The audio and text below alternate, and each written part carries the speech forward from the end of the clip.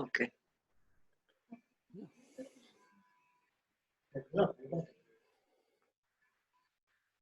Welcome, everyone. I'll give you a couple of minutes for everyone to join us on the Zoom session. So this is the conversation with Dr. Hanan Ashrawi. It's a pleasure to have her directly from Palestine. So we'll give a couple of minutes. I know that we have a few hundred people that are joining us in this conversation, which is very, very critical on many fronts. So while people are joining, I did put the full bio of Dr. Hanan Ashrawi on the chat, so you'll have access to the full biography. But just to give you the key components of it, Dr. Hanan Ashrawi is a distinguished Palestinian leader, legislator, activist, and scholar who served as a member of the leadership committee as an official spokesperson of the Palestinian delegation in the Middle East peace process, beginning with the Madrid Conference of 1991. And I had the pleasure to meet with Dr. Haidar Abdul Shafi and Dr. Hanan Ashrawi at the time during the Madrid Conference. But for those people, now it's long history. It's almost 30 years into the process. In 1996, Dr. Hanan Ashrawi was appointed as the Palestinian Authority Minister of Higher Education and Research. And prior to that, she was Dean of Faculty of Arts at Birzeit University and head of its Legal Aid Committee since the mid-1970s. I have a number of students from UC Berkeley that actually went to Birzeit University, both to study Arabic and to spend the time in studying Middle East, and I have some dear, dear friends that are really colleagues, continue to work and cooperate in areas of academic interest for Palestine. That's an area of, again, as an academic, it's an area of both a love and concern. The Palestinian academics globally have made a profound imprint on academia, both at the local and the international level. Dr. Hanan Ashrawi was elected to the Palestinian Legislative Council, representing Jerusalem in 1996, and she was re-elected for the third wave bloc ticket in 2016. Dr. Hanan Ashrawi had many awards, many recognitions, and hopefully we'll be able to read all of those on the chat. So welcome. It's really a pleasure to have you with us via Zoom. And thank you, Hatem. Thank you. So I really wanted immediately to, as I was reading preparing to our conversation, I looked at the data that is coming from COVID-19 in Palestine, especially in the Khalil district. So could you give us just a reading of what is the situation looks like for the Palestinians with COVID-19 at this point? Yes, thank you, Hatem, and thank you for your very kind introduction. It's good to be with you. Pleasure. So why don't you call me Hanan to save time? I will do that. Okay, great. No, the situation with COVID-19 is in many ways affected by the context, by the general situation we are in. Right now, we are on the second wave, as they say, but we never really had the first wave because it was very contained and people were very disciplined, and very frankly, the Palestinian Authority did a very good job in restricting the spread of the virus. Unfortunately, this time, with no Israeli cooperation or contact in any way, the coronavirus has spread and multiplied. We have, at first we had a few hundred, now we have close to 12,000, 11,980, mainly in Hebron and Khalil, as you said, but also in Jerusalem and in Ramallah and in all the major cities and areas and districts of the West Bank, as well as in Gaza. But Gaza is more limited because of the siege, the closure, as you know. But since the Palestinians are not in charge, we are not in charge of our crossing points, of our borders, of our airspace, territorial waters, we cannot close down, we cannot prevent people from coming and going. Israel is the one that is in control. That has created a situation where the porosity of the movement between Palestine and Israel is something that led to greater people coming in, particularly the workers who work in Israel. And Israel, as you know, has a very high rate of coronavirus, and most of them would come back with the virus. In addition, in Hebron, there is quite a bit of intermarriage in the villages and areas of Hebron with Palestinians, and especially in Bir Saba and Rahat and areas like that, where through family visits and so on, they ended up bringing in more coronavirus. And the problem is we cannot, we don't have an airport, we don't have free access, so we cannot bring in all the equipment that we need. In addition to the fact that, of course, the PA is almost bankrupt. There is no money coming in at all, and Israel is withholding our funds.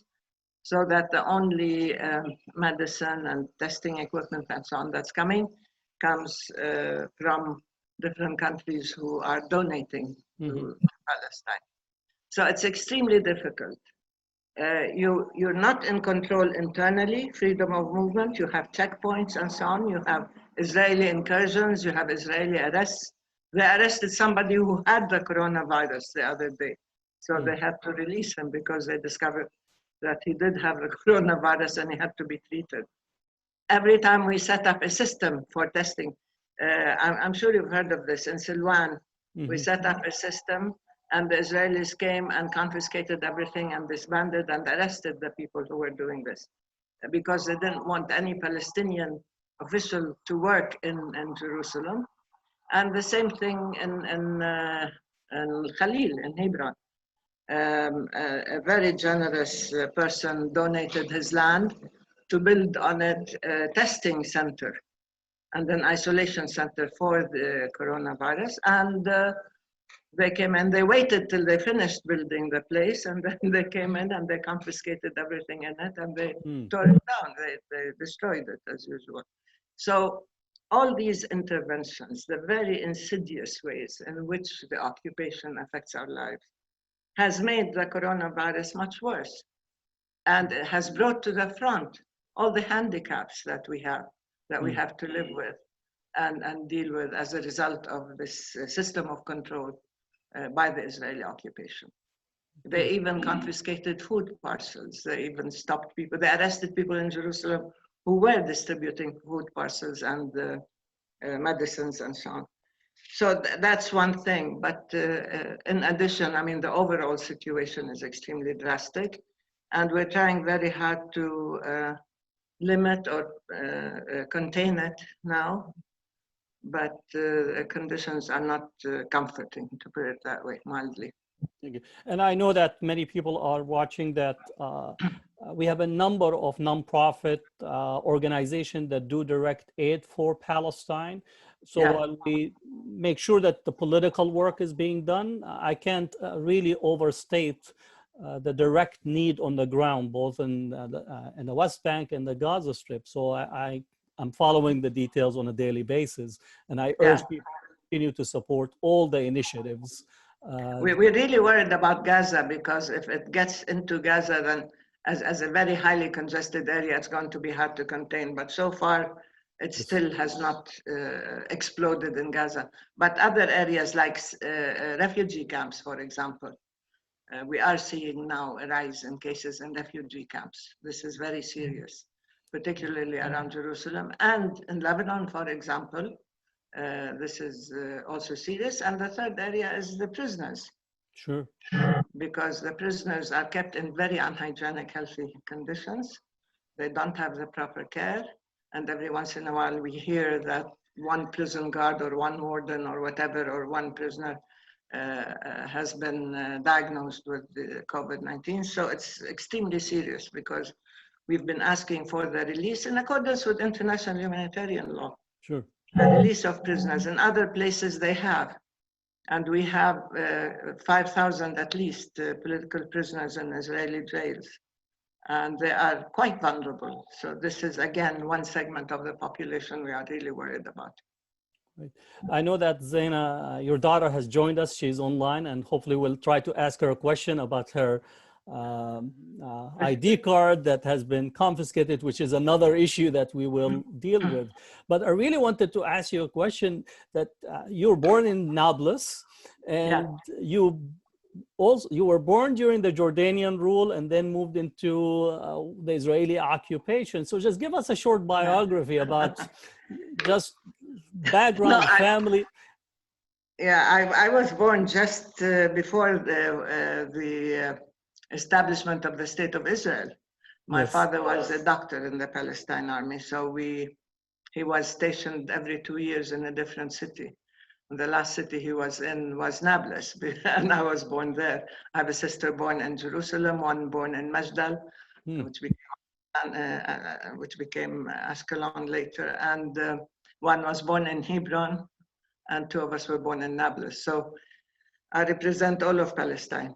I have a Jerusalem ID because I married a Jerusalemite, and it was possible to get one. And of course, I'm a descendant of a Ramallah family. So we are, I'm Palestine as a whole, as I said.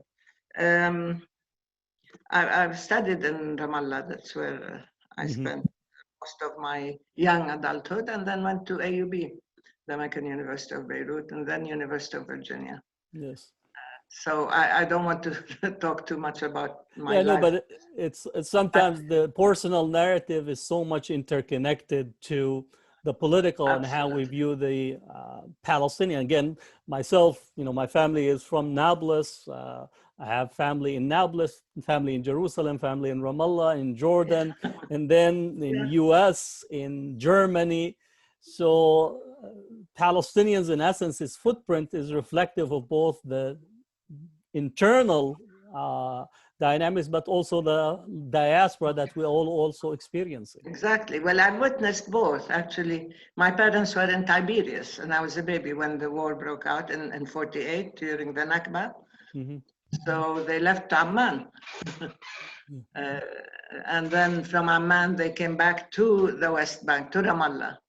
But in the meantime, Tiberias was in Israel per se. And as you said, the Palestinian narrative is a collective of personal stories of either dispersion, uprootedness, dispossession, or a story of oppression, discrimination, and captivity. And all in all, I don't think a single Palestinian can escape any of these things. It's a type of all-encompassing injustice and oppression. I interviewed a Palestinian refugee that became refugee 6 times. 6 times. From 48 to 67, from 67 to Jordan. From Jordan, went to Lebanon after Black September. Lebanese civil war, went to Kuwait. The Iraqi invasion of Kuwait ended in the empty quarter, and then finally migrated to the United States. Wow. Yeah. So you're dealing with a six different epics, if you want to write the narrative of a Palestinian in that context. Absolutely. And add to that the whole history of denial. Because right now, not only is our narrative being distorted, in many cases, they're trying to deny our very existence. And that type of negation or denial has also been a driving force behind many Palestinians feeling that even though we are uprooted and dispersed and exiled and in refugee camps and as the indigenous population in what became Israel in 48 Palestine, or as people under occupation in the West Bank, including Jerusalem and in Gaza, that we do have a common narrative, that we are part of the same thread, the same story, with different types and sometimes even multiple types of oppression and dispossession. So it makes for a narrative which the Palestinians are very possessive about: our culture, our history, our presence, our deep-rootedness, our connection to the land. Because there were some, I don't have a word for it, some idiots who said Palestinians are an invented people. And we keep hearing that now. It's one way of denying your validity, your identity. And well, that's an immediate connection in here to the United States. That's impact of Sheldon Adelson's that Oh, yeah. contributed to the campaign of at the time, the Speaker of the US Congress, who was running for election, and basically his contribution contributed to this phrasing that is there. So here the relationship between the local US politics and Palestine is just the whole 20th century and into the 21st century. Oh, yes, the US has been an active player. Yeah, Newt Gingrich, again, his impact and his contribution is there as a result of election campaign, which maybe would be a good segue to have the conversation. You both were a participant as well as a witness to the unfolding 30-year plus history of the peace process. And, and you know, as a person that both was engaged as well as observant to it, where are we at looking back, and then to touch on the annexation as we move forward? Yeah, well, there is no peace process, so to speak. Yes. And I have repeatedly described this as all process and no peace, no substance from the beginning. I mean, when we went to Madrid and then went to Washington where we met, we went with a vision, with a work plan, with a commitment, with confidence. We were the people under occupation, telling our occupiers we want to be free and telling the world this is who we are. So we felt it was a real turning point. Maybe we were naive. I call it the age of innocence, probably, the age of optimism. But we felt we're challenging now, using the instruments that are in our favor, not guns and weapons, but using international law, using the engagement of the international community, international humanitarian law, and of course, a whole network of supporters and so on, that this is where we will make a difference. This is where we can expose the occupation and end it, and begin to end it in order to get our freedom, our dignity, our right to self-determination, to live in peace and safety on our own land. Unfortunately, the imbalance in power, the power asymmetry, was incorporated in the so-called peace process. The Americans engaged in a way, not as an even-handed peace broker, but as a strategic ally of Israel. And as even the American peace team admitted, they were acting as the lawyers of Israel. And they cleared everything up with Israel, and they gave Israel all the rewards, advance payments, positive inducements, and they used pressure and blackmail on us and so on. And at that time, the PLO was in exile in Tunis, and we felt it was our duty to bring legitimacy and recognition to the PLO as our national address, as the symbol of our national unity and identity. So this is where we felt we came from a position of strength. We were willing to negotiate and to challenge the Israelis in order to get our rights, because this is how we felt we could do it. Unfortunately, there was another channel later on that worked, and that worked differently. Our approach was to deal with all the core issues at first, deal with the territorial dimension and the legal dimension and the human dimension, but never deal with the technical functional approach. Yes. Because the issue is not technical functional. We were offered under occupation in the 80s to run our lives. We were offered all the jobs of the village councils and under occupation, and we refused. We said we will not work for the occupation. We are not employees of the occupation or administrators. I remember telling the military governor, then Menachem Milson, I think, why don't you just leave, and we are perfectly capable of running our lives. I remember at the time when the Oslo was signed, you said that the signing of Oslo, it came from someone that didn't know or live under occupation.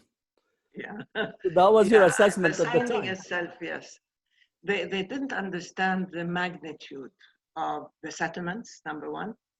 They didn't understand the mentality of the Israeli occupation. I wrote in the Madrid speech, if you read it, I addressed the Israeli people and I said, we know you. We've seen you at your best, we have seen you at your worst, because the occupier cannot hide from its victim. True. And we have this real knowledge. We know the underbelly of the occupation, so to speak. And we weren't intimidated. And we weren't seeking to please or to prove ourselves. We just wanted to serve the people. We felt we were emissaries of the Palestinians, trying to get our rights. Unfortunately, in the discussions for the DOP, it was exactly the opposite. Rather than dealing with the land and the people and the rights and the core issues like the borders and so on, and the removal of settlements, we said before anything should happen, settlement construction should not only stop, not freeze, stop, but you should begin the dismantlement of settlements. We said we need to have full control over our land register and our population register, because these are the attributes of sovereignty. This is how we can begin to deconstruct and dismantle the systems of power and control of the occupation. Instead, in the negotiations for the DOP, and there were secret negotiations done by two people who did not really understand, frankly, I don't attribute bad motives, did not understand the magnitude, did not understand the ramifications of the functional approach, did not understand that when you adopt a phased approach, and when you don't have any kind of arbitration, when you don't have any kind of intervention or engagement, when the Israelis do not respect any terms of reference that we had worked on before, based on international law, what you're doing is empowering the occupation and disempowering the people under occupation, the weaker party, rather than the other way around.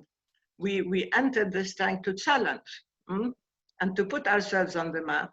And the agreements had so many built-in flaws, including, all the things I talked about. I mean, how can you relinquish any control over Jerusalem and postpone it without any guarantees? How can you not discuss the dismantlement of settlements and postpone it without any guarantees? How can you accept, postponing the issue of borders? Had we agreed on borders, that's it then. Anyway, so the post-mortem is always interesting, but the thing is we wrote about this from the beginning. And we said we are facing an enemy, an occupier who's using the peace process and the special relationship with the US to entrench the occupation and to annex and expand. This is where annexation comes in. And use the politics of power and control in order to coerce the Palestinians into signing away their rights. And this is something that we couldn't condone at all. So after they signed, I attended the signature, I went to the White House. Faisal and I went there because we didn't want to show any division. Although I spoke out against the agreements, I refused to engage in negotiations after that. And I said very openly that anything from then on, is not something I would care to be part of. And anything that is framed by the Declaration of Principles, which people call the Oslo process because it has many agreements after that, is something I don't want to be part of. But at the same time, I was engaged on the ground, at home, building civil society institutions, working at one point, as you said, I agreed to be Minister of Higher Education and Research, because I felt this is how we could help empower the Palestinians, build the things that mean a lot to us, and that can, maintain our resilience on the ground. And I ran for every election that there was, because we needed representation and strong representation. As people say, I've always been a troublemaker, but it's important to call things. So silence does not change history. You have to... No, and you have to be honest with yourself and with others. And if you want other people's respect, you have to respect yourself first and respect them. So it was an ongoing struggle. And we saw how things unfolded since then. How Israel used its power, its really system of control, in order to maintain the subjugation of Palestinians, maintain the captivity, to reorganize the occupation. Look at what they did in Gaza. They keep saying we left Gaza. What do you mean we left Gaza? You just reinvented the occupation into a system of control, long distance, without any responsibility. So you can besiege Gaza, you can strangulate Gaza, you can turn Gaza into a huge open-air prison, and turn it into an unlivable situation and say, what's wrong with them? We left them. So it is a new type of military occupation, and yet they carry out incursions, they kill thousands of people, they bomb, they shoot, they shot and killed unarmed demonstrators, they had sniper fire and so on. So it's become, again, a symbol of the total disdain for human lives and for Palestinian rights and for the Palestinian narrative and needs, because the people in Gaza who were demonstrating could see their own land in Israel, because many of them were the refugees. Yeah, 90% of Gaza's population are refugees from 48. Refugees. And they were talking about the right of return. They were talking about their land that they could see beyond the border and they couldn't reach. And they were shot within Gaza, not even outside Gaza. And then to add, insult to injury, they were all labeled as terrorists. This is very convenient. The labeling of Palestinians, it's another form of dismissal and dehumanization. So the whole situation continued with devising different ways of control and expanding at the same time, enhancing Israel's impunity. It could act outside the law with full impunity, without any kind of curbs and without any kind of accountability. And this is what led to the sense of invincibility that the Israelis have, that they could do anything to the Palestinians and get away with it, because nobody could stop them beyond a few statements of censure, statements of denunciation, and a few slaps on the wrist, naughty, naughty. The international community was helpless.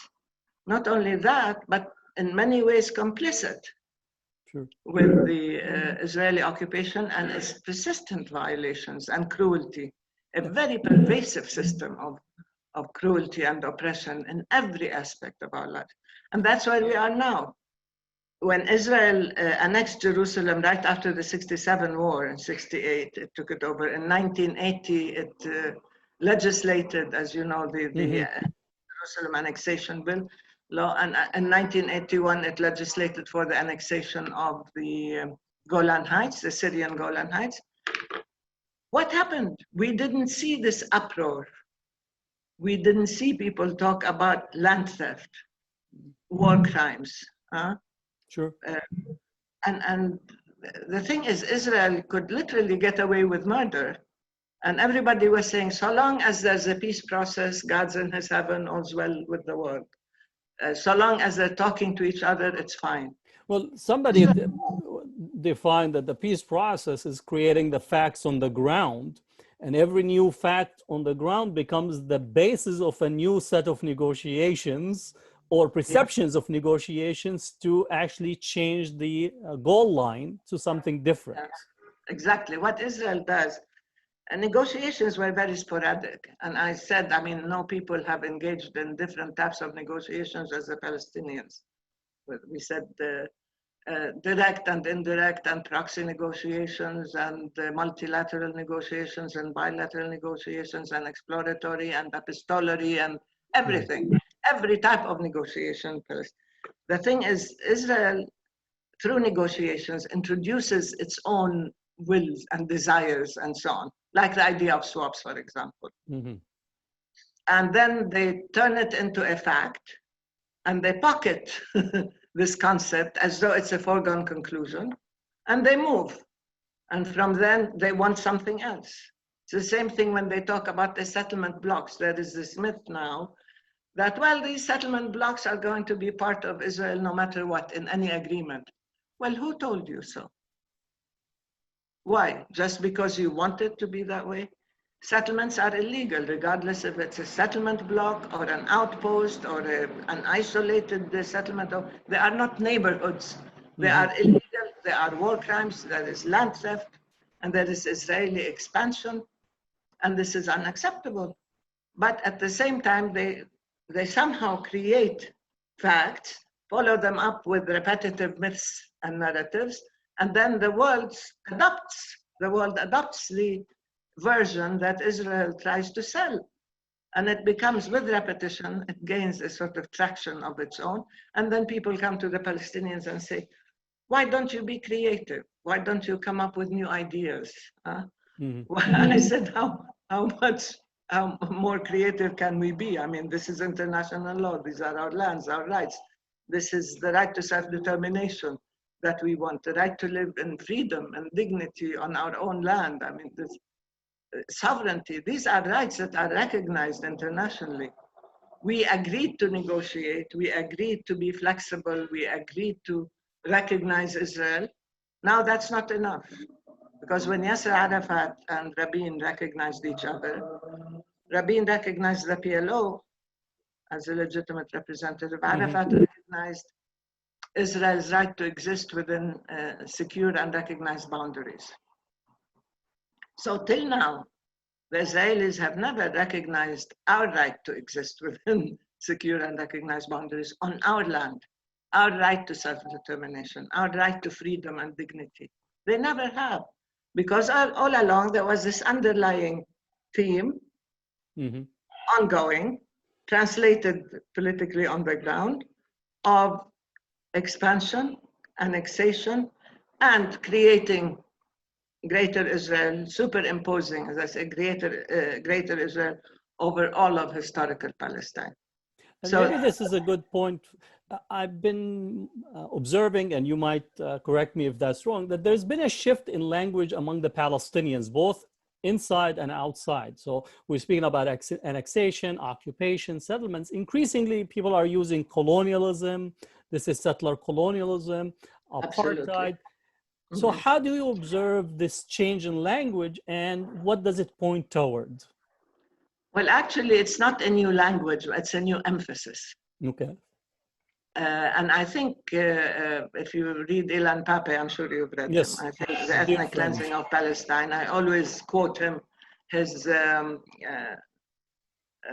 displacement replacement paradigm. This really encapsulates the whole reality. They want to displace and replace a whole nation, a whole people, not just in terms of the geography and demography, but in terms of the culture and the history, and even the naming of places, and then the creation of myths and stories and the negation of our history and culture and narrative. So this is happening. But now the narrative, it is a settler colonial enterprise, very clearly. And now even within Israel, and there were many people talking about this before, and the issue of apartheid has come up repeatedly because there is a crime of apartheid in international law, as you know, and it has to be accountable. People who engage in apartheid have to be held accountable. It's the responsibility of the international community to take steps to sanction people who engage in apartheid. So that multi-tiered approach to our reality. It is occupation, but occupation is misleading in some ways because people can assume it's temporary. And this is what Israel exploited all along, that if it's an occupation, then it's temporary. And this is what the liberal Zionists always believed. You know, the Zionist left always believed that it's an occupation, it's temporary, we will disengage, we will leave. Let's just see how we can disengage. In the meantime, Israel was not working according to the left-wing Zionist approach. It was working according to the ideological, absolutist approach of this is the land that God gave us, and we're going to take it all, creating facts systematically. But occupation also included expropriation, appropriation. It included land theft, theft of resources. It included, again, what we talk about, negation and denial. And it included setting up a system of apartheid over all of the West Bank. And we described it earlier as being the superimposing a grid of infrastructure on the West Bank and Jerusalem, taking away Jerusalem and so on, extracting it from its Palestinian environment, and at the same time linking the settlements to Israel in a blatant exercise of extraterritoriality while controlling any kind of movement and controlling the natural resources in the West Bank through settlements and others, and building apartheid roads. They would confiscate the land to build roads for Jews only, but not for Palestinians. And the Israelis had their own laws. They were not subject to our laws, but they're the only people on earth who are living on other people's lands, but carry their own laws with them. This is apartheid. There were roads that were only for the Israelis. There were lands that belonged to the Palestinians, whether collectively or individual property, that were stolen and being built on. So the occupation has many aspects. And it generated this, and it allowed Israel to use its control and power to create an apartheid system and to create this sense of entitlement, of exceptionalism, while systematically trying to negate and dehumanize the Palestinians. Systematically. We were the invisible victims for a long time. The world didn't want to know. And they invented ways of silencing us. Still now, sometimes I get tweets saying, well, stop complaining, stop, showing your grievances. They're not complaints, they're not showing grievances. This is the tip of the iceberg of what Israel does, and it is our job to make this known to the rest of the world and to challenge the ignorance and the lack of conscience of many. The invisibility and erasure. Just on Wednesday, I received a new book, and I looked usually to see. And the one part is speaking about 1920 Akka and Haifa. And it says, Akka, Israel, Haifa, Israel. Well, Israel did not exist in 1920. So exactly. even if you wanted to make a claim that is contrary to the factual historical record, Israel did not come into existence until May 15th, 1948. Yeah, so now this is a battle. Yeah, my sister she was born in Jerusalem, and the Americans kept telling her Jerusalem, Israel, and she kept saying, no, it was Jerusalem, Palestine. And I was born in Palestine, not in Israel. And there was no Israel when I was born. She's my oldest sister. And it was a long, long battle. Finally, the Americans said, okay, Jerusalem. They didn't say Palestine or Israel, but for a long time they wanted to say Israel. So how can you claim that you existed when, and they claim that we didn't exist when there are all sorts of proofs, of evidence. I said, look at the money, the passports, I mean, it's not just that. Yeah, it's the issue of attempting to displace and replace the whole people. Look at the names. I keep saying they steal our names. This is very important because when they build a settlement next to a village, they steal the name of the village and give the settlement a Hebrew name equivalent to the Arabic name. So they're competing over existence as though the settlement existed before the village or is part of the same naming process. This is one thing that really hurts. Look at the streets in the city of Jerusalem, how they change the names of the streets and so on. And it's systematic. It's a structural, systemic approach to the erasure of a nation and evidence of its history and so on. But of course, they don't control all the evidence. They may have, hidden the archives. They may have kept secret all the different documents about the massacres and about all the books that were stolen. Remember the big scandal? Well, the archive of the historian Muhammad Nimr in Nablus, they took all of his archive and all of his library and confiscated. So for those who are watching that work on the academic boycott level, what we have is the circumstance where Palestinian academic, intellectual, literary heritage is literally stolen almost on a daily basis. And we can see about the archives also in Lebanon during the invasion of Lebanon. The invasion of Lebanon, exactly. All the documents and the historical records and so on. But this is what they did in 48. Yes. And there was a big scandal about the discovery that the army has hidden all these, and although they had cataloged all the volumes and volumes, thousands of libraries and books and so on that were stolen and confiscated, they hid them.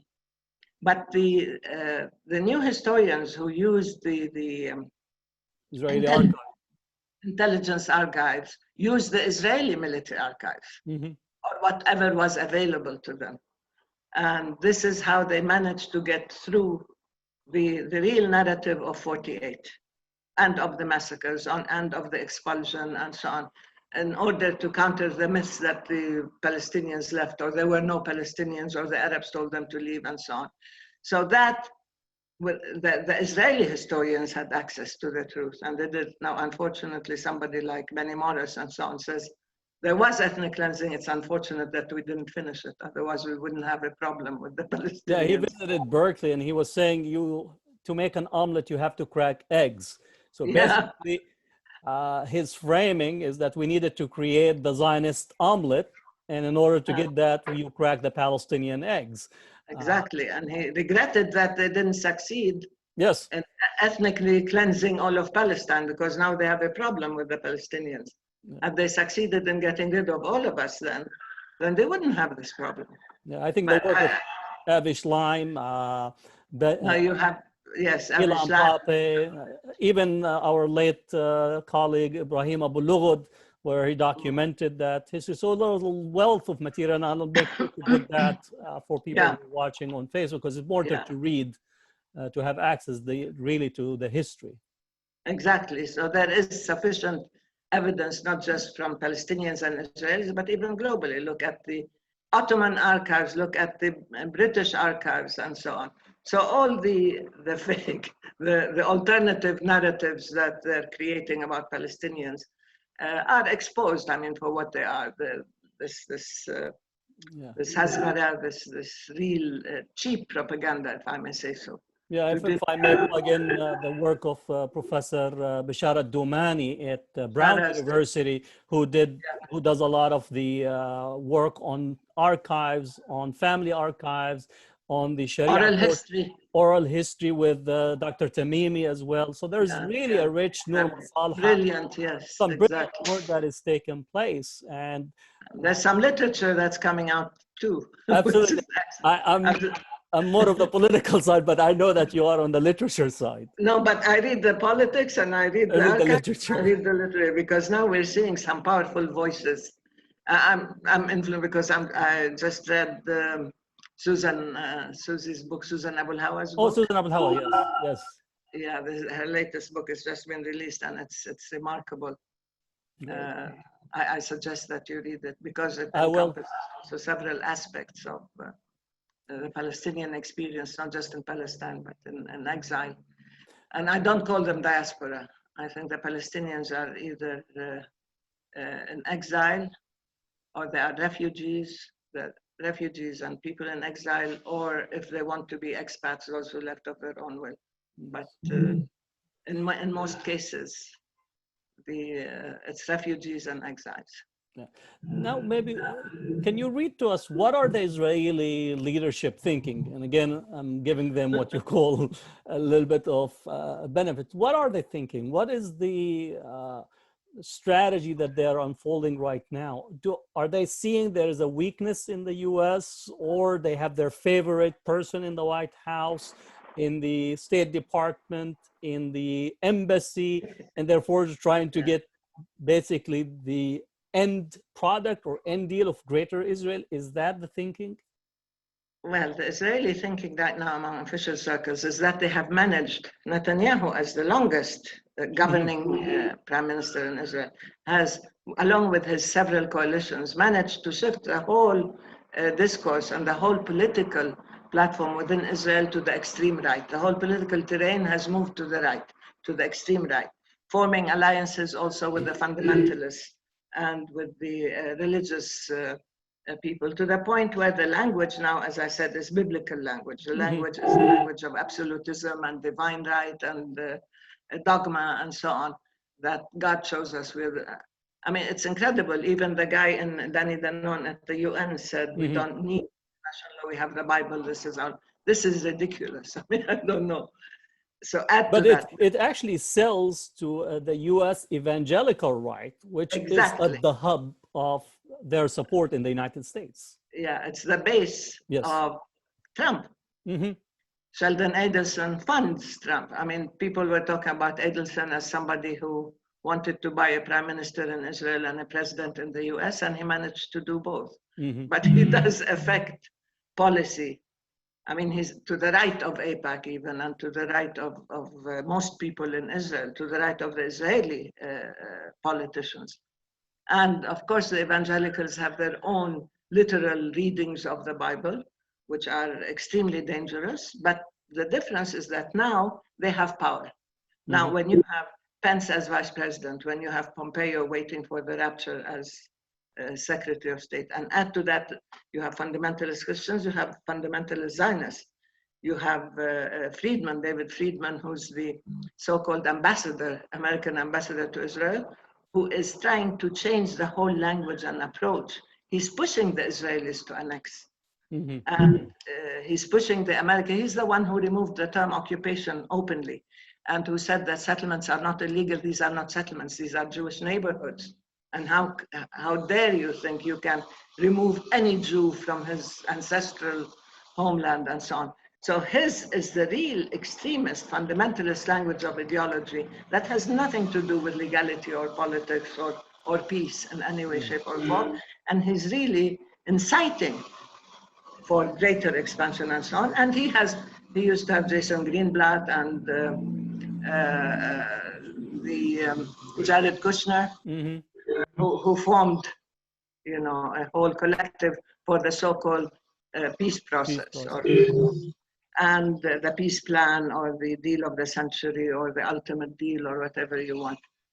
It's extremely dangerous because it destroys not only the chances of peace, but it creates underground real instability. Mm-hmm. And it sends a clear message that there is no international law, there is no accountability. You can act outside the law, you can act fully with impunity, and you get rewarded for it, provided you have the support of the US. Now, the US has never been an even-handed peace broker. Mm-hmm. It was always supportive of Israel. The work of Nasir Aruri, dishonest broker, comes to mind. Yeah. And we said that, and I was in charge of negotiating with the Americans during the Washington process. Mm-hmm. And I've always told them that. And I even diagnosed all the different ways in which they coordinated with the Israelis first. They cleared up any American position with the Israelis. That they always tried to put pressure on the Palestinians and get rewards for Israel and so on, like nullifying, negating the Zionism is racism resolution mm-hmm. in the UN and so on. And opening doors and opportunities for Israel within the region. Now this has been taken to the extreme. Now the American administration under Trump is trying very hard to normalize Israel within the region, put the Arab Peace Initiative on its head, so to speak, to transform the Palestinian issue into a domestic Israeli issue, giving Israel full control over it. And at the same time, they took unilateral, illegal steps on the ground, so they became partners in crime. That's why we call them part of the occupation, not a solution to the occupation. The moment they recognized Jerusalem as the capital of Israel, that's it. And they moved their embassy there. Then they closed down the consulate, which was, the American consulate was built in 1844 in Jerusalem as the diplomatic mission to Palestine. Yeah, and I remember the Ottoman documents that allowed them to set up the consulate. Yes, because it was also later on based on corpus separatum, but this was a consulate to Palestine, not to Israel, that didn't exist. Mm-hmm. That's why they closed it. They're changing history, not just trying to change the future. And then, of course, they closed down our mission in Washington, but they also stopped any kind of support for the Palestinians, any kind of cooperation agreements were totally canceled. And the cutting of funding for UNRWA as well through the United Nations. Targeting UNRWA is very insidious because they have been trying to redefine a refugee. Who's a refugee? Mm-hmm. And they're trying to say that refugees are those who left in 48 only. So they are attempting to compete with international law and the definition of refugee by adopting the Israeli extreme definition of Palestinian refugees as those who left in 48. That's it. And how many are left? 20,000 are alive or something? That's what we have.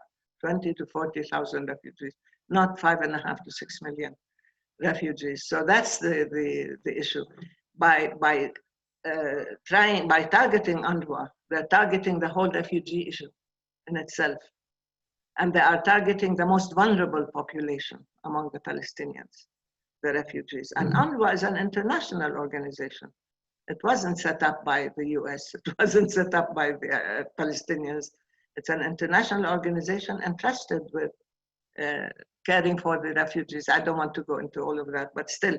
So they're looking at every component of Palestinian life, as well as the so-called core issues for negotiations, and attempting to predetermine the outcome unilaterally, single-handedly. So this administration has emboldened Israel. It has given it not just support and cover, but it has given it full partnership, and it has taken upon itself these illegal steps. And moving on, from there. But now the Israeli political scene is very complex because clearly, like Trump, Netanyahu is facing serious problems. I mean, both of them acted on the basis of what's good for them individually. They took policy decisions individually. They wanted to get re-elected so they could do whatever they want. But Netanyahu wanted to stay out of jail. And now the evidentiary trials will start in January. That's why he's trying to find ways of having elections, because he entered into a coalition with blue and white.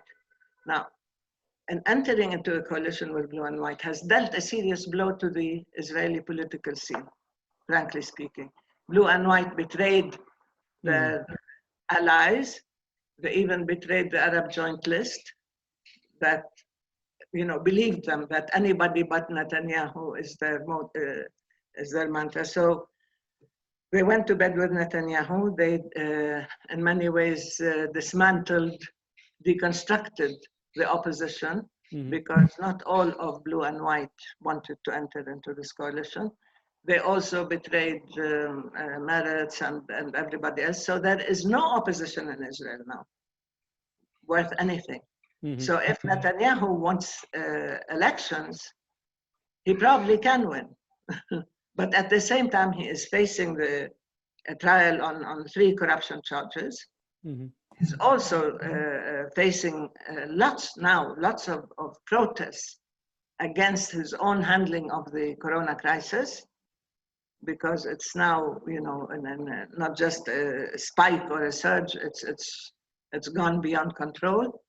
And he's facing lots of criticism concerning the economy. So all these things are together. Now, he used to think that Trump is his savior, because at every phase, Trump would step in to try to help Netanyahu win elections, to try to help Netanyahu get more funding. But now it's clear that both of these people are in trouble.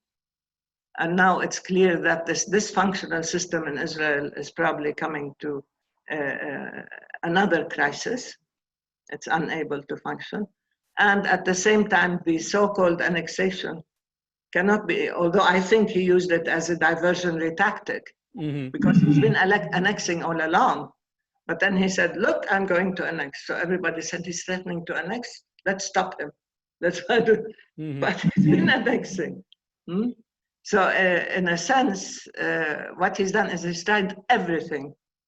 And now he used to say he will make use of the fact that Trump is in office. This is what David Friedman says, so that they can annex quickly, so they can create facts, because now there is clear fear that Trump will not win or might not win the next election in November. So this mad rush to create facts. Now within the US, as you know, there are 2 different points of view, whether he should annex now or he should annex later, and how much should he annex. But in the meantime, this isn't going to make a difference, because I believe, as in the States, the evangelicals are not going to look at Trump and vote for him on the basis of whether they annex or not, but on the basis of their own self-interest too. The economy is bad. The Corona Well, crisis. maybe this also raises another issue that we confront in the United States, that many of the Zionist pro-Israel spokespeople, they try to stoke the Muslim-Christian relations in Palestine and posit that Israel and the evangelical rights are there to protect the Palestinian Christians. And I know this is just a complete false premise. I know from my relationship and work with Father Atiq and the Kairos Palestina document. But in general, there is this constant propaganda that is really rallying the base on those issues. No, it's not just the base Hatem. Yeah. I think in many ways Israel and probably the US would like to turn this into a Jewish Muslim confrontation, a religious conflict, rather than a human, moral, legal situation where Israel is an occupying power and is committing war crimes and so on.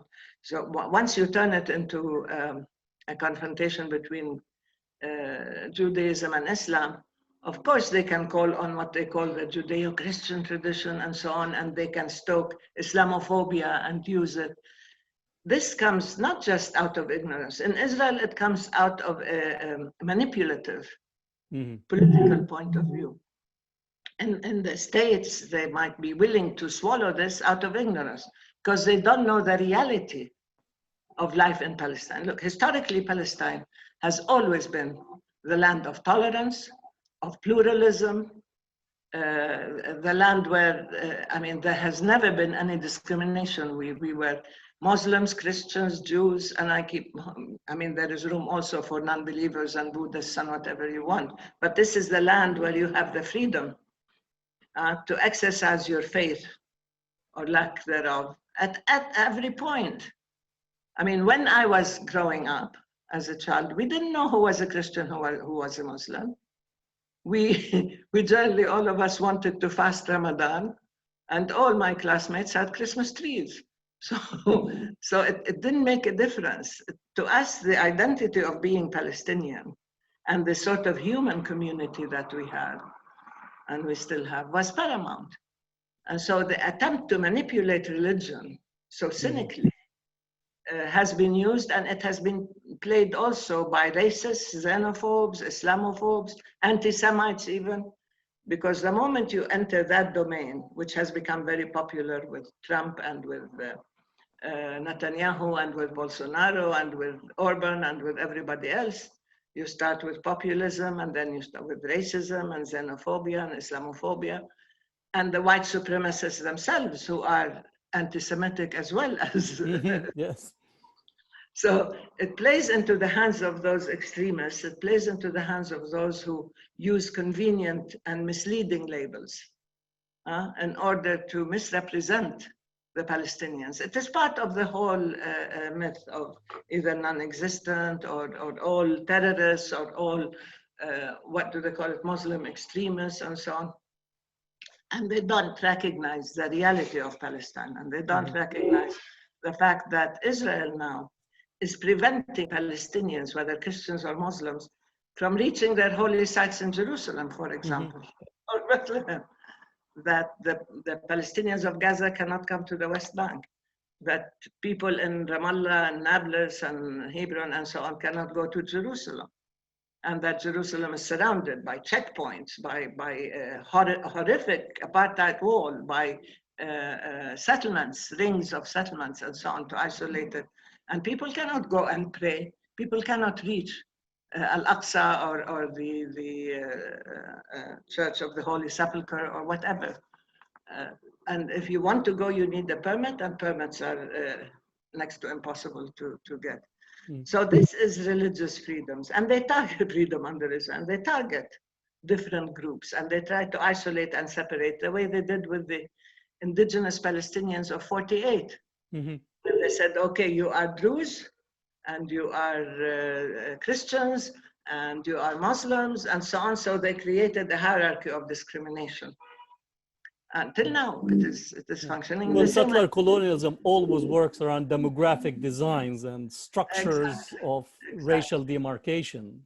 Yes, absolutely. And religious demarcation. Religious demarcation as well. Very, very clearly, and trying to differentiate their treatment in an institutional and legal way, because they also pass bills and laws that give certain groups more privileges than others. And even that within the Jewish society as a whole. As you know, look at the way in which immigrants from Ethiopia, where women were given birth control against without knowing it, or where the blood that the Black Jews donated was thrown away because. Or the case of Yemeni kids taken from their families so as to be acculturation, which yes, had anybody else done that anywhere in the world, all hell would break out. Everybody would say this is unconscionable, but because Israel did it. I mean, okay, so they move ahead.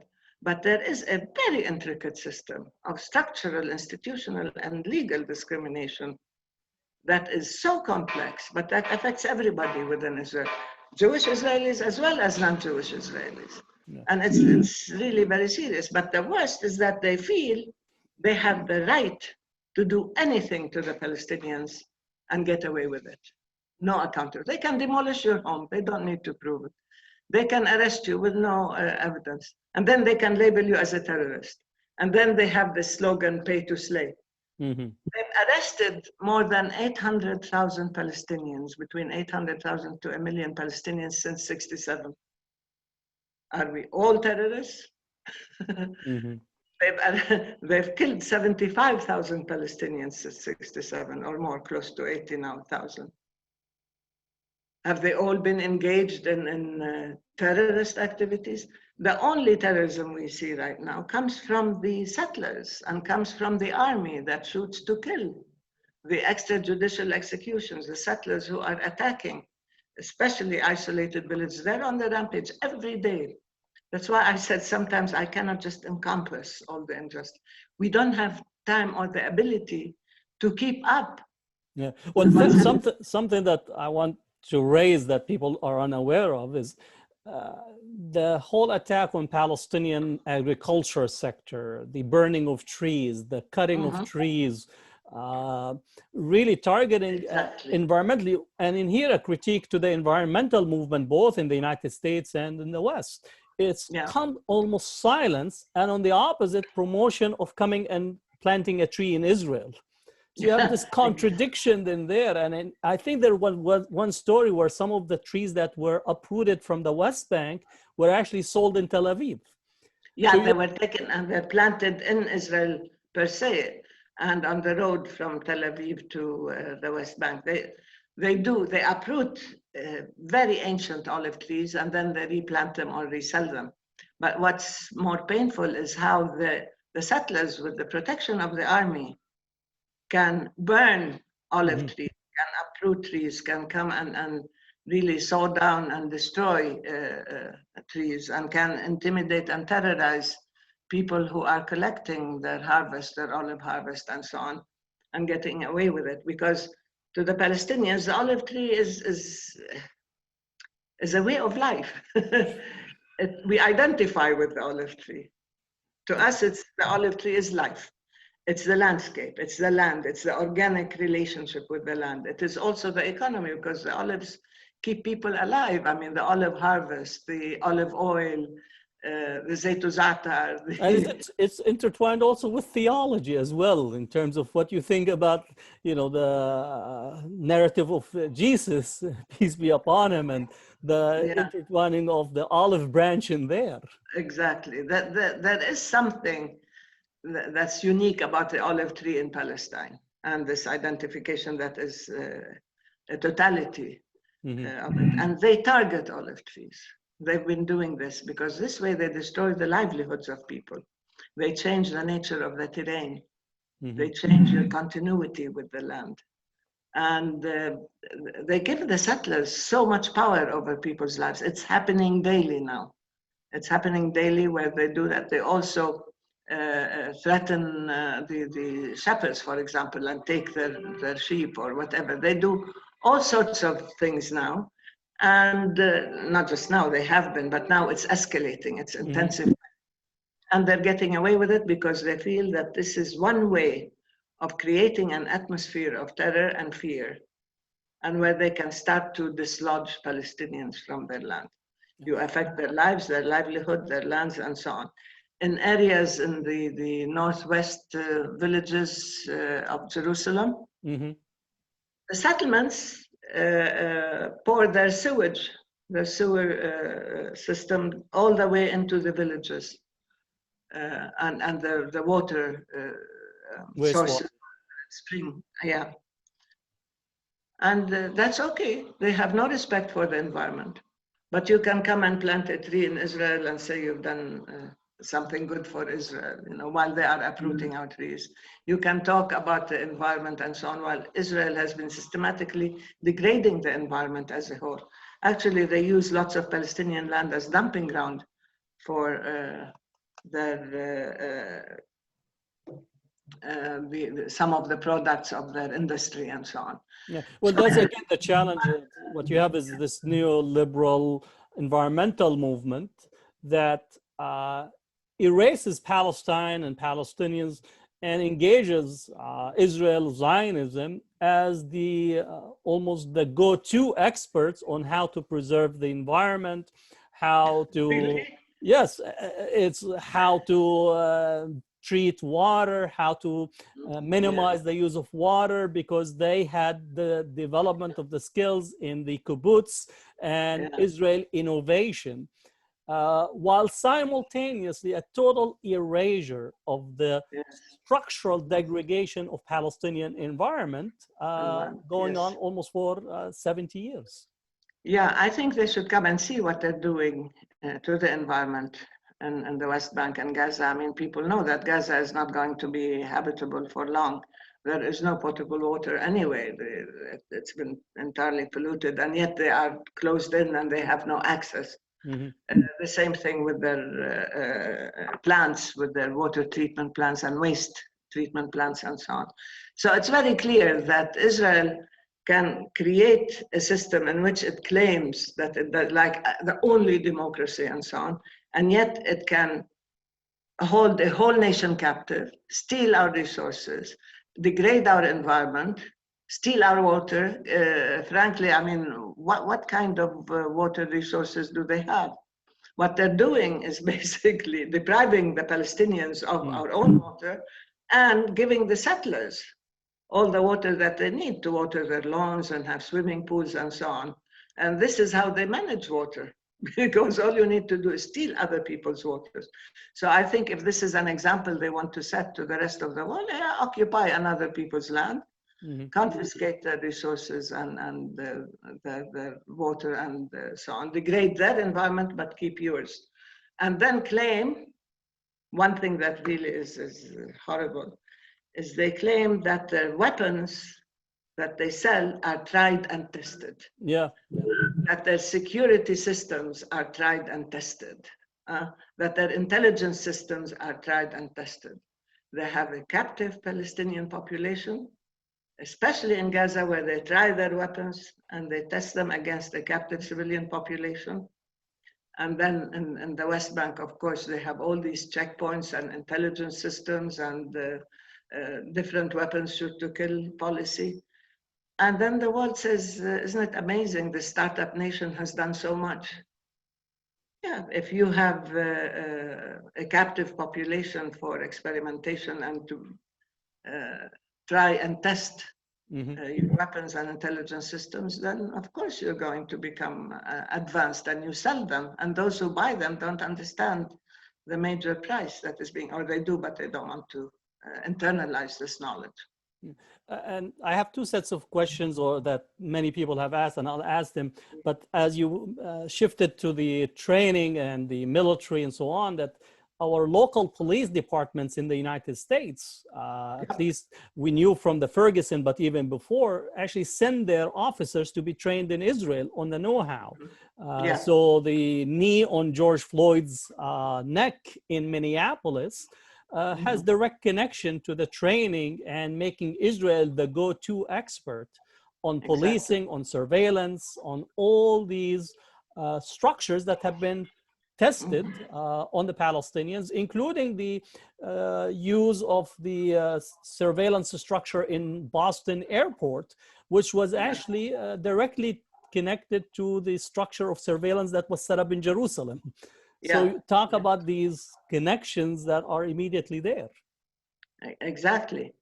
Look, any oppressive system makes use of the experiences of other oppressive systems, but I never thought that the US police would treat their own citizens, Americans, as though they are under occupation.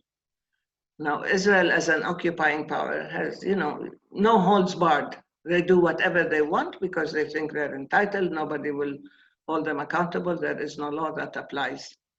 But to treat your own people as though you're their occupier, to bring in the army and to train your police that's supposed to serve as law enforcement to protect the lives and property of the people and so on, to maintain law and order, yes, but also to maintain the law, rule of law.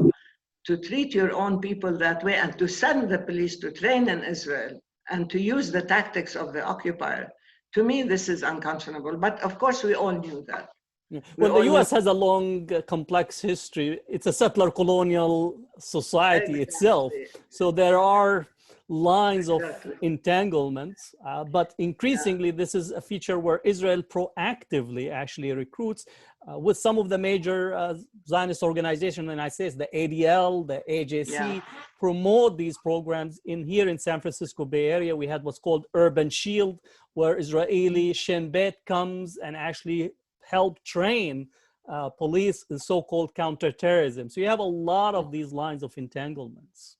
Yeah, absolutely. And the whole system of discrimination and the multi-tiered level of this. Look, the denial of the rights and the narrative of the indigenous, of the native peoples, nations. What happened in the States, in Canada, and Australia, and so on. And then add to that the discrimination against the Black population that has been ongoing, again, systematically, and they've been silenced the way the Palestinians have been silenced. Now they're trying to break the link between the treatment of Palestinians and the treatment of Blacks, because it's feel that since there is the Black Lives Matter movement has been so identified with Palestine, the Palestinians identify so much with the Black Lives Matter, and it has been ongoing for a long period of time. Angela Davis actually mentioned that when she was arrested in the 1960s, that she received a letter of solidarity from the Palestinian prisoners. And I remember how solidarity, even from people, from students and the student movement and so on, was very strong with Angela Davis and the others. But the question is now, there are voices in Israel that are trying to raise two things. Use the anti-Semitism label, especially with the Black solidarity with Palestine, by saying if you criticize Israel, then you are anti-Semitic. And now there are rising voices saying, look, the Blacks are being anti-Semitic. This is extremely dangerous. And they're trying to find examples to silence the movement and the progressive movement in the US, that they're being anti-Semitic because they criticize Israel. This conflation of as you know, of criticism of Israel with anti-Semitism has been used effectively in many cases to silence any kind of solidarity or support for Palestine, and also to intimidate. Look, they've intimidated whole governments in Europe, really. And in the same way as they criminalize BDS, that you cannot use your right to be an ethical consumer, you cannot use your right to be an ethical investor, for example, you cannot use your voice to speak for the silenced and so on, because that would be criminal or anti-Semitic. It's incredible how they've done that. And at the same time, how some people in the US have picked it up and have even passed laws criminalizing BDS or adopting the extreme right-wing definition of criticism of Israel as being anti-Semitism. And I'm very glad that in the States you have some very vocal and powerful Jewish voices and organizations who are standing up and defying these, and who are exposing this cheap attempt at silencing people and at even accusing them of being anti-Semitic and silencing dissident Jewish voices. So we're seeing a change. We're seeing a new language. We're seeing a refusal to be intimidated. Before, it used to be easier because anybody who criticized Israel would lose his or her job, would lose elections next time, would feel AIPAC would, threaten them, or they would not just stop funding, but they would fund the opposition and so on. They're still attempting to that. For example, they're funding opposition to Rashida Tlaib in Michigan, trying to rally around opposition to Ilhan Omar. So AIPAC is still playing its game, but now you actually have some people that are moving in opposition. Beyond that, yes. Beyond that. Look, when Elliot Engel lost to Jamal Bowman, this was a clear message that even if you have AIPAC money and even GOP money, and you interfere in elections domestically, that there are people who will act on the basis of their own conscience and convictions.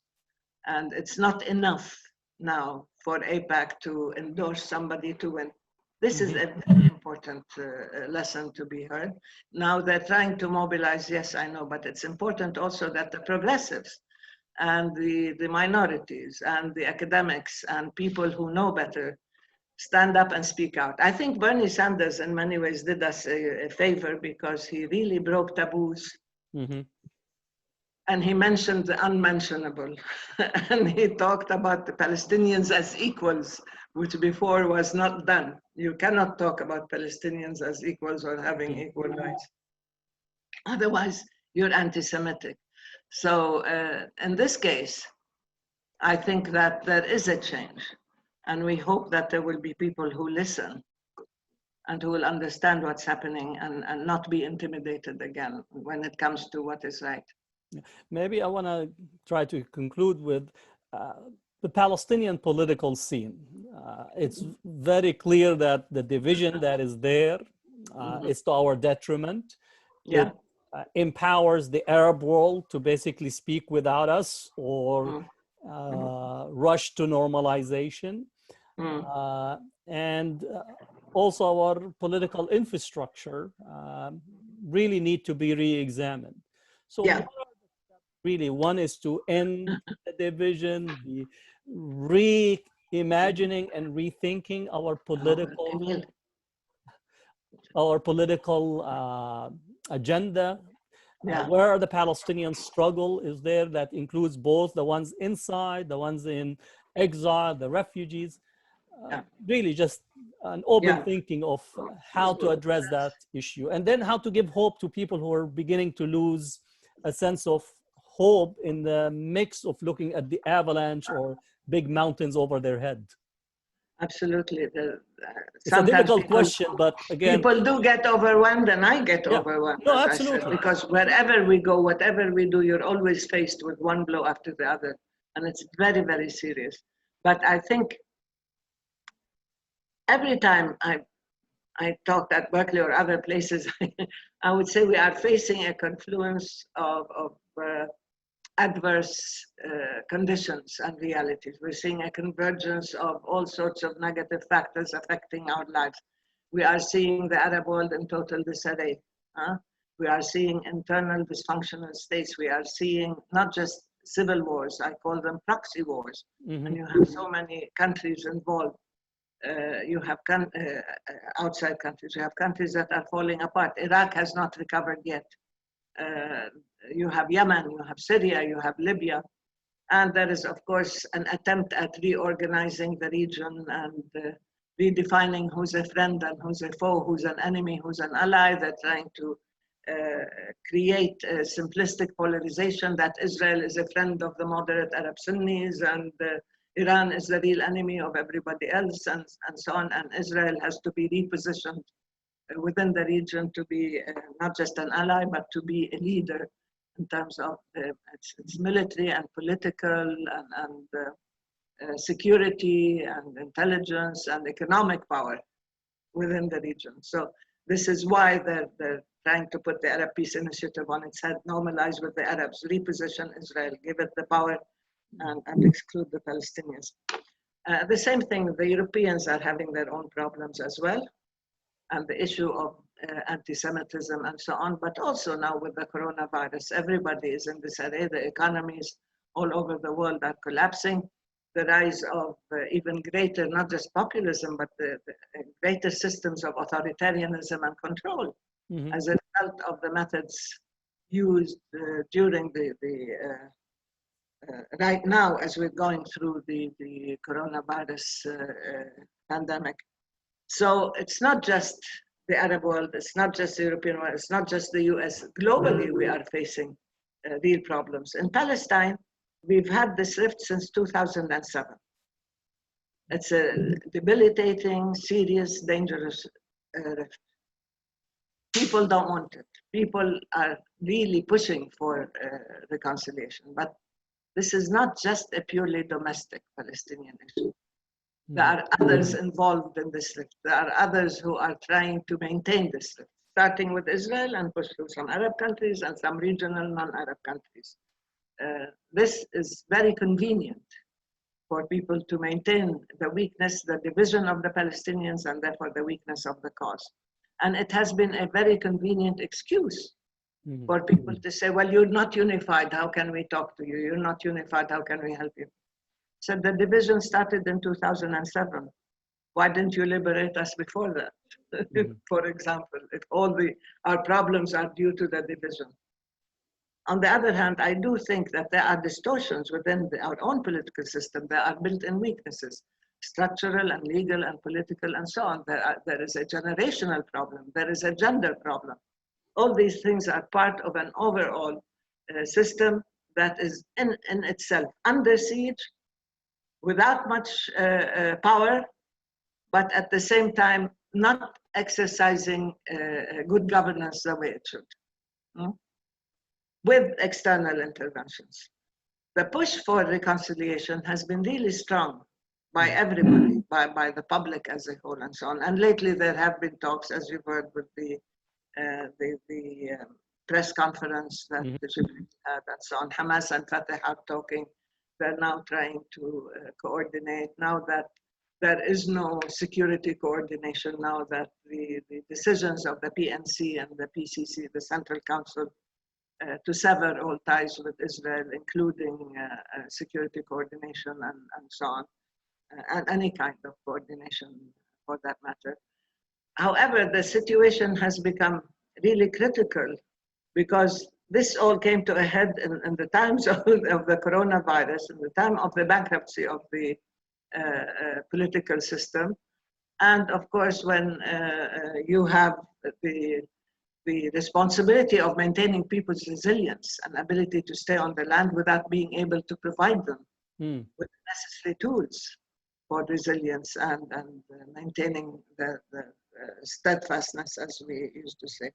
So all these matters, look, since the beginning of this year, not a single Arab country has in any way helped economically, knowing that Israel is withholding our taxes, our customs money, and so on. And knowing that the Palestinian system cannot last. We have hundreds of thousands of people who have no income in addition to the hardships of the coronavirus and the closure and so on. So it's a very critical situation, but at the same time, I think it has awakened people that it is time to get over your petty grievances, that this issue of competing for power and privilege and benefit and so on is ridiculous given the enormity of the challenges that we face. And it's a national challenge. It's not going to spare Hamas, it's not going to spare Fatah, and it's not going to spare any of the other factions. But there is also, as I said, a generational and a gender dimension. We have the young generation that has seen the older generation maintain and hog power time after time. And we need elections. We need to get the young, and they need to organize. I work with many men. the issue of elections with only inside the occupied Palestine, and how to include people from outside, because that's been a challenge of how to make the continuities. Of course you can. I mean, look, we live in an age of technology, information technology, and we're talking over Zoom. There is no way, there's no reason why you cannot, in many ways, have the Palestinians in exile and the refugee camps and expats participate to elect their own representatives. It used to be done, let's say, through having gatherings, different communities elect their own representatives. As you know, I remember the last one we had. I remember being in San Francisco in '87, where we actually had in the elections at the local level. Exactly. We could have complaints about it, but still there was an engagement. It's important. Yeah. And you have it in the States all along. You send people from Ramallah, you send people from Khalil, they have their own organizations and they elect their representatives, and you have your own civil society organizations that send their representatives. This is important, and we can do it globally, but you can also have electronic voting, hopefully, once you have an electoral register of voters. And it's easy to know who's a Palestinian. We don't have that problem because we all have different passports, we live in different places, but we know who's a Palestinian. So that can be done, that can be organized if we have the will and the means to do it. There are ways of doing it. The thing is, we need to be able also to have organization on the ground. Mm-hmm. True. Look what happened in Egypt. I mean, it's easy to bring down systems. But if you do bring down a system of government and a leadership that is not respected or wanted, you have to be in a position to take over. You cannot just have a revolution and then not organize on the ground. You can organize in cyberspace, you mobilize. But on the ground, if you don't organize, if you don't have the political systems and structures set up, if you do not enter into elections, you cannot replace what you don't want. So my work with the younger generation, and I keep trying to provoke and to get them to challenge and to organize, and they are just amazing young men and women. And I work with many young women who are incredible. No, I could see that in the United States. I work with so many young people, Students for Justice in Palestine, Arab Student Union, MSAs, and they really are taking the struggle for Palestine and assertiveness to a new level. American Muslims for Palestine. So there is a new energy, and what we're missing is that bridge of institutional capacity building and in transforming our isolated work or possibly works in pockets into an effective structure. So I've been actually, how can we get that? And is there the leadership, Palestinian leadership on the ground is thinking in those ways to really bring... Look, leadership within civil society, yes. Leadership that are not part of the system, yes. They keep saying, I challenge them. I'm an independent, so I'm free, I can speak my mind. I challenge everybody. Where is the younger generation? Where are the women? Every time we had an election for the PLO executive, they end up re-electing themselves or reappointing themselves. No, you need to make room for the young. On the one hand, you need to understand that within your own party political systems, if you do not include the young, if you do not make room, if you hog power and position, that they're going to have to remove you, or they're going to have to form alternative, other organizations that will be able to run against them. But right now, the whole system has been set in place for so long that we are losing the sense of energy, the sense of vision, the willingness to take risks, the young who can engage and change. And that's why I keep saying you need to challenge, you need to organize, you need to challenge, and you need to bring a vision and a work plan, and you have to organize. You cannot just define what you don't want. You have to come up with your own agenda, your own political program, and define what you want with a work plan, and you challenge. And I think you will find lots of people my age who will support them, who are trying very hard to make room, because left to its own devices, the system is not going to change. You have to challenge it from outside. And to stay outside and just criticize without real instruments of empowerment and, as you said, institutional, structural organization, you're not going to get anywhere. So these two are needed by both sides. I don't think it's both sides. I think we have now a greater realization that the same old mentality, the same old approach is not working. And the slogans are no substitute for real policy decisions. And engaging the world means you have to have your own confidence and vision and energy and spirit that cannot be defeated. And I think just saying, let's go back to negotiations is going back to what was before that did not work anyway. So now you need to go forward and not repeat the mistakes of the past. Let me get to the last question, which many individuals have sent, because we asked people to submit questions about the one-state solution that is increasingly people are talking about. Yeah. So how does that sound? What are some of the thinking in Palestine about one-state solution? And I know it's a very complex piece, but what is your response to it? It is complex. It's extremely complex. Yes. Look, it's not a new idea. When people tell me we are for rights and freedom and we don't want to talk about self-determination and sovereignty and so on, I say, why?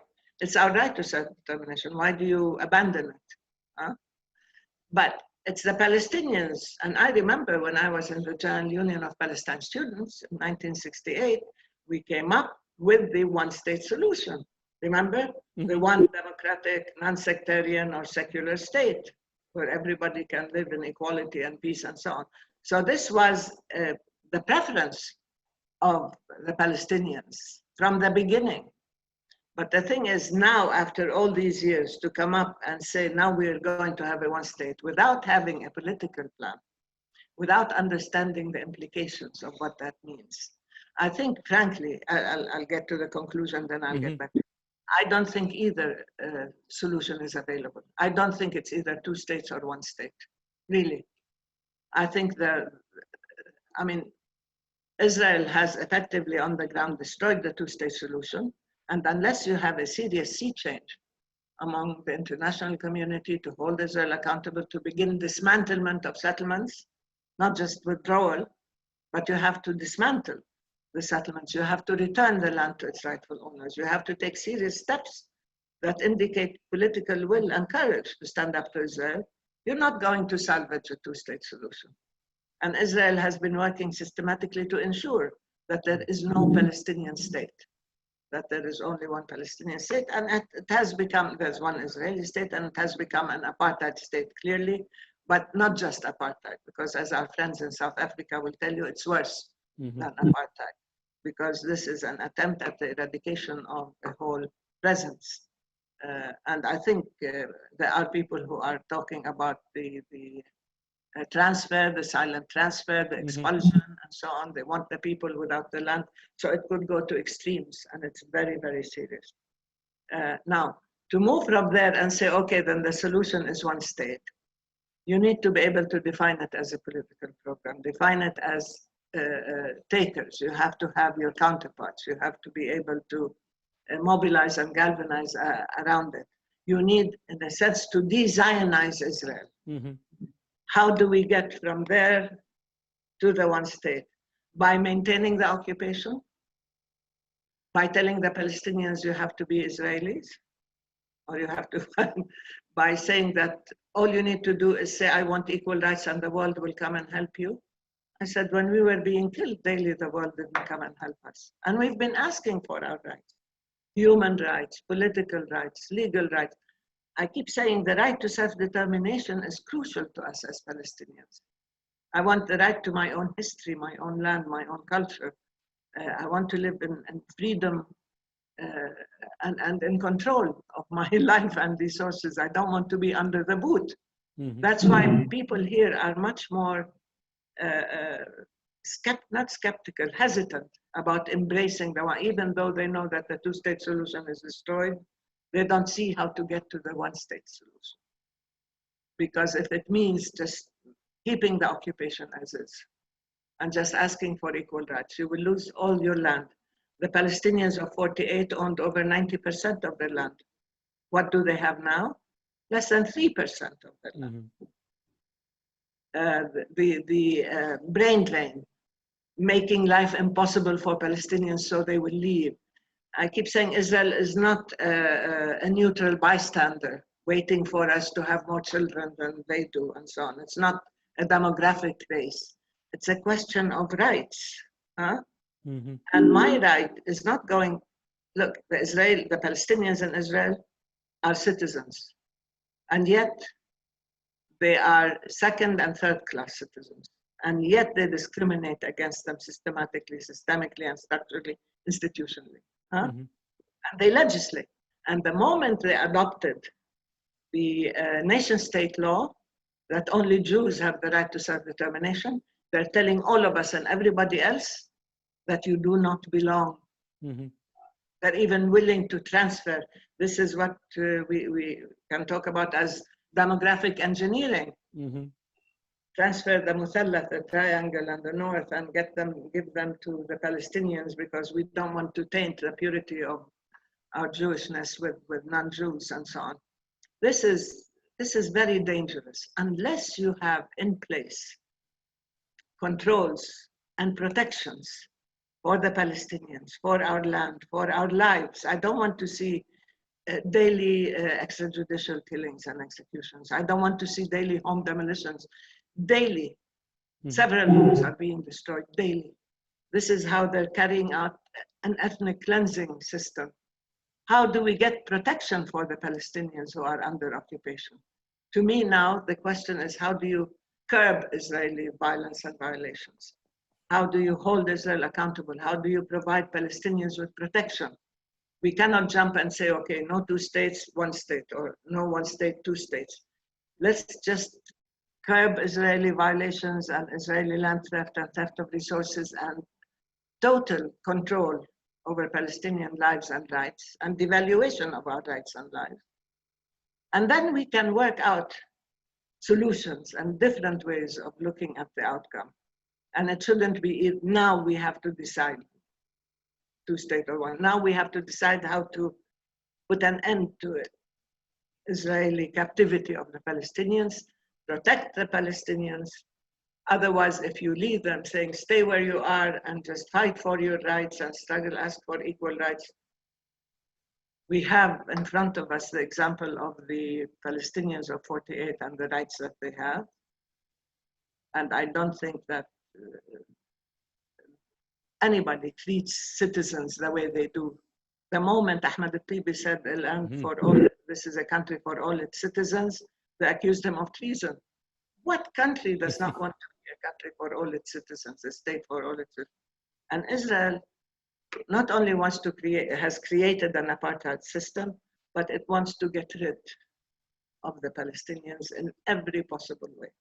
So it's our job to maintain the Palestinians, maintain their resilience, provide them with anything that we can so that they can stay on the land. And then we will see. Then we have to mobilize. Then we have to get our own supporters and the solidarity movement and so on, and be able to get some curbs and limits to what Israel is doing to us. And we will put in place a plan or a program to achieve either. But I don't think you can jump from two states to one state and say that there is a ready-made solution. There isn't any. The conditions aren't right for either one. I'm sorry, I don't have more. No, that was very clear. Again, I just wanted for you to express yourself. I'm just going to unmute Zaina for a minute if you wanted to speak.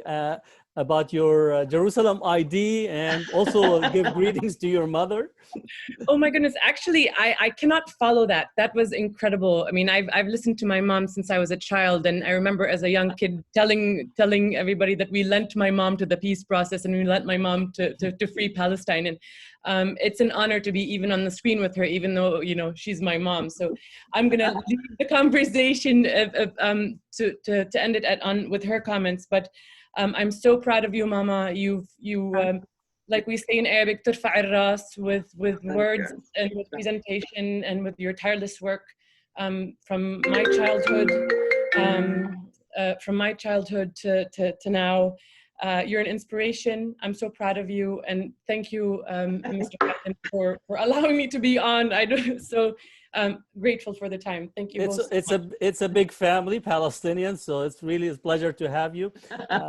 Yeah, it's nice. It's nice to hear from you, Habibti. And I'm sorry you lost your ID, and I'm sorry you can't be with us. I think they deprived us of having you and our grandchildren with us. That's something that really hurts. They know how to, you know, take decisions that separate families, that they know where to hurt, frankly speaking. And I have to tell you, Mr. Hatem, and sorry to interrupt you, Mama, but I think this is unprecedented because you have 3 generations. You have my mom, myself, and my son are all sitting here. My son and I are watching. We've been watching. So I think this is unprecedented for our family, and thank you for uniting us. the 3 generations. It's a pleasure. We do unite electronically. They may have taken my ID, but I can assure you they have not taken away my Palestinianhood and my fight and my drive to keep working hard for Palestine. I come from a very special line of people who have worked tirelessly for decades to free Palestine, and we continue to do so with the inspiration of my mom and the Palestinian people, both in Palestine and everywhere around the world. So thank you so much for this. Thanks, Habibti. Thank you. Hatem, that was a bit embarrassing. No, that was a great. It's really a very important connection because I said began the personal and the political, the cultural, all these are connections that are very important. Sometimes as Palestinians, we have been, I would say we have been so political, which is again, because we've been engaged in major power politics for the past 100 to 150 years. Yeah. Sometimes we don't even stop to think about all the different ways about our culture, our heritage, our community, our family, the relations, the recipes that we have a major political struggle rests around falafel. Is it a Palestinian? Because now they're claiming falafel as an Israeli food. Appropriation of culture. Appropriation of culture. So even we are possessive over falafel, tabbouleh, hummus, ufrike, and everything else. So these are issues. Again, I'm thanking Zaina because I know that she worked with SJP, and to make all these connections, our conversations. You enriched us, Hanan, with your conversation. Thank you, Hatem. Thank you for inviting me. It's a pleasure to be with you. It's a pleasure. You know, your voice is very important and critical voice, and these are contributions because we always have to narrate history and to actually put our narrative out, because if we don't, then our narrative is often spoken to on behalf of. I often say that we're in a theater piece of our own lives, and we're asked to play a supporting actor role for Zionism and Western imperialism. And what we need is to actually be in our own, not only theater, but write our own narrative, right? Our own story, right? Bring all the people in our own encounters to really rethink and reimagine the future. So really thank you for your contribution. And we make space for ourselves. Absolutely. And we do not accept the shrinking spaces that they're trying to put us in and to react to them. No, the more we speak out and the more we have personal narratives as well as political, historical, cultural narratives, the more people relate. And our humanity has always come through, really.